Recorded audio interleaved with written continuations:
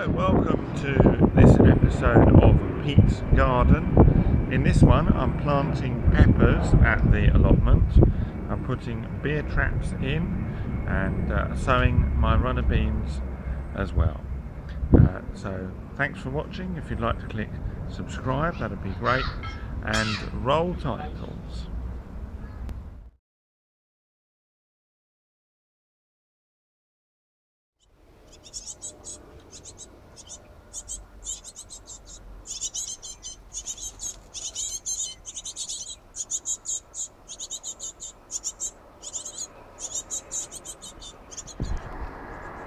So I was going to grow the runner beans up the sunflowers, but with the sunflowers now gone, unfortunately, I'm just going to grow the runner beans up each of these poles.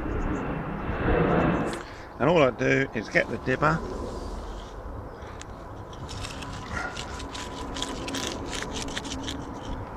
put it in there,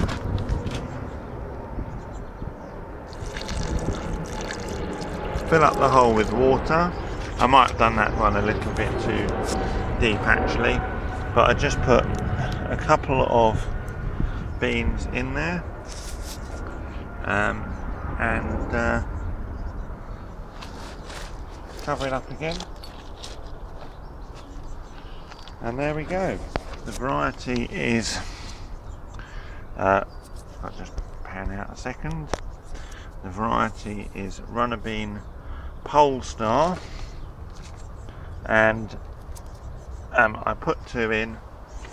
It's very late in the season to do it, but as I say, I was waiting for the sunflower plants to get big really, and I could have started them off in the greenhouse, but to be honest, with everything else I was doing, but I couldn't be bothered. But we will still get a very good crop because it's Polestar.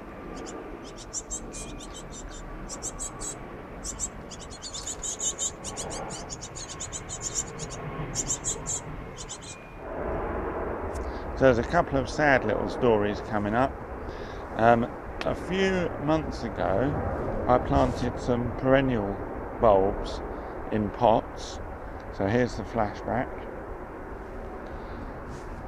And this is what some of them look like now. Now, most of them look pretty good, but that was a lupin, so it should have looked like that now, and it looks like that.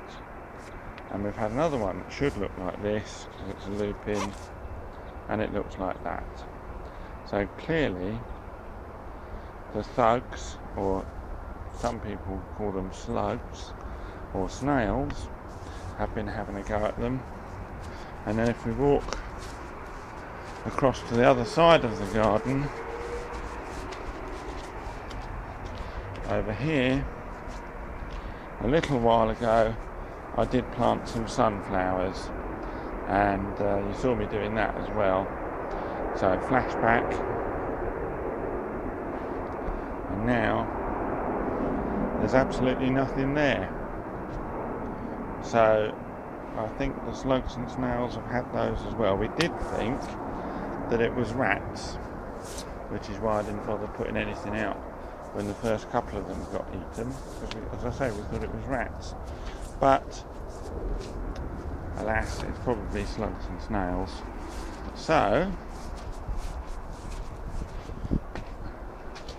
instead of using slug pellets, which can be harmful to animals, I'm going to use some beer traps, which meant I got some strange looks when I was in my local newsagent today, because I don't normally buy beer, in there at least. And if you're unfamiliar with beer traps, all you do is fill up something like this that's deep enough to drown the slugs and snails, and the slugs and snails are attracted to them, and then they drown in them, which is not nice, and I don't normally like to do that. Normally I wait until around now to just see what the slug population is like for this year, and this year it's bad. So these beer traps are going to go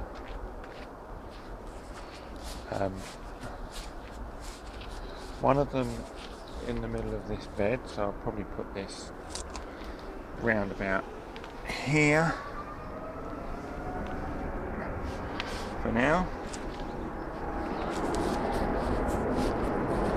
And I used to bury them, but I don't think there's any need to do that now, because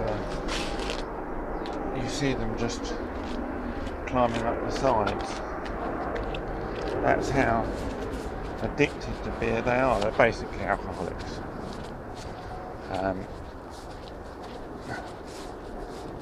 And I'll put this one down here, I think, so that it gets quite well hidden by the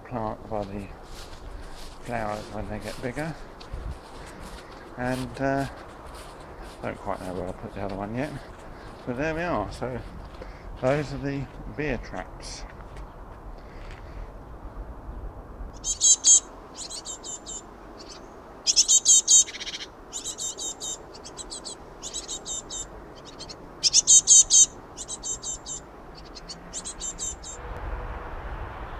So I'm at the allotment for the first time in about a week, 10 days, and the breaking news is that I've got somebody over there next to me, so that plot's being taken up, which is quite nice. And as for the potato beds, you know, yes, they're full of weeds and all that, does need weeding, but the potatoes are growing so well that they've got some flowers on them, or about to come. Don't know if you can see there, they're not actually flowers yet, but they're in bud. You know, they are actually growing so well that they're going to be shading some of the weeds out, so it should make it easier to weed them. And that's same is true for this bed here and the far bed, which has some of the late main crop ones, so that's why it's not quite so well developed. And here in bed number 3, which is the one where the tomatoes and peppers will go, it's you know, as you can see, full of weeds and grass and things like that, but I have dug one little area ready to put a couple of peppers in. So there we go. And as if by magic, there they are. Now I only brought a couple of pepper plants down with me today because I don't drive, and I have some other things to bring down into the community garden as well. But so I'll bring the rest of the peppers down with me another time, bit by bit. A few plants, oops, there we go. A few plants here and there. I did put a bit of Vitax Q4 in there. I'm normally quite organic, but that stuff seems to work well on the potatoes. So there we go. And my peppers that I've grown on the windowsill haven't come through at all, so I've gone and bought these from the garden centre. They are sweet pepper luteus, these two. I've got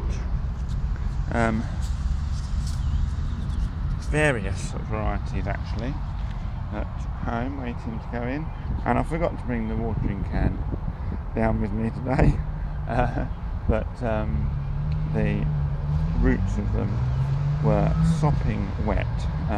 They'd been very well watered at home. So there we are, and they're 18 inches apart, roughly. I'll no doubt show you in a week or two's time when I've got all the other pepper plants in. There we go.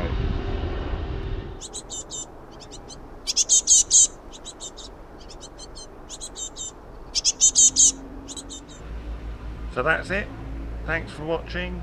This episode took a while to complete because of my exam preparations, but I've done that now, so there we go.